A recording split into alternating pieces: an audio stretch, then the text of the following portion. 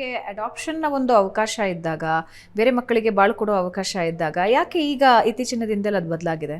ಅಂದರೆ ನಾನು ಅನೇಕ ಅನಾಥಾಶ್ರಮಗಳಲ್ಲಿ ಮತ್ತು ಅನೇಕ ಮಕ್ಕಳ ಜೊತೆ ವರ್ಕ್ ಮಾಡಿದ ಎಕ್ಸ್ಪೀರಿಯನ್ಸ್ ಮೂಲಕ ನಾನೊಂದು ಹೇಳಬೇಕು. ಸಮಾಜದಲ್ಲಿ ಏನಾಗುತ್ತೆ ಅಂತ ಹೇಳಿದ್ರೆ, ಕೆಲವರಿಗೆ ತಮ್ಮದೇ ಜೀನ್ಸಿಂದ ಬರುವಂತಹ ಮಗು ಬರಬೇಕು ಅನ್ನೋದೊಂದು ಆಸೆ ಇರುತ್ತೆ. ನನ್ನ ಮಕ್ಕಳನ್ನೇ ನಾನು ಸಮಾಜಕ್ಕೆ ಬಿಟ್ಟು ಹೋಗಬೇಕು, ಅಂದರೆ ನನ್ನ ವ್ಯಕ್ತಿತ್ವ ಹೊಂದಿರೋಂಥ ಅಥವಾ ನನ್ನ ಕುಟುಂಬದ ಸರ್ನೇಮ್ನ ಇಟ್ಕೊಂಡು ಬರೋವಂಥ.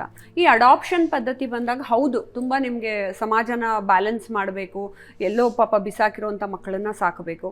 ಬಟ್ ಕೆಲವ್ರ ಮನೆಯಲ್ಲಿ ಮನಸ್ಥಿತಿ ಹೇಗಾಗಿರುತ್ತೆ ಅಂದರೆ, ಹುಡುಗಿ ಒಪ್ಕೊಂಡ್ರು ಇದೊಂದು ಕುಟುಂಬದ ನಿರ್ಧಾರ ಆಗಿರುತ್ತೆ, ಒಬ್ಳು ಡಿಸಿಷನ್ ತೊಗೊಳಕ್ಕಾಗಲ್ಲ. ಅಥವಾ ಗಂಡನ್ಗೆ ಇಷ್ಟ ಆಗಿದ್ರು ನಾನು ಅಡಾಪ್ಟ್ ಮಾಡ್ಕೊಳ್ತೀನಿ ಅಂತ ಹೆಂಡತಿಗೆ ಇಷ್ಟ ಇಲ್ಲದೆ ಇರಬಹುದು, ಇಲ್ಲ ರೀ ನಮ್ಮ ಜೀನ್ಸೇ ಬರಲಿ ಅಂತ.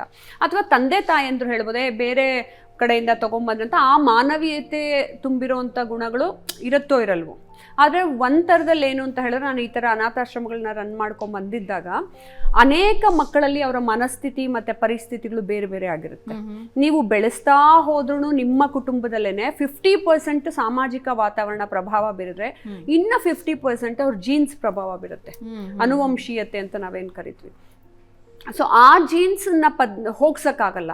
ಆಮೇಲೆ ತುಂಬ ಜನ ಪೇರೆಂಟ್ಸು ಅಡಾಪ್ಟ್ ಮಾಡ್ಕೊಂಡಿರೋ ಮಕ್ಕಳಿಂದ ಕೂಡ ತುಂಬ ಕಷ್ಟಗಳನ್ನು ಅನುಭವಿಸಿದ್ದಾರೆ. ಸಾರಿ ಟು ಸೇ ದಿಸ್, ಇದೊಂದು ಬಟ್ ಹೇಳಲೇಬೇಕು ನಾನು. ಹೌದು, ಅಡಾಪ್ಟ್ ಮಾಡ್ಕೋಬೇಕು, ಮಗು ಪುಟ್ಟದಾಗಿದ್ದಾಗ ಸಾಕ್ತೀರಾ, ಬೆಳೆಸ್ತೀರಾ, ಎಲ್ಲ ಮಾಡ್ತೀರಾ. ಆ ಮಗ ದೊಡ್ಡದಾದಾಗ ಅಮ್ಮನ್ನೇ ಅಂದ್ಬಿಟ್ಟು ಹೋಗ್ತಾನೆ.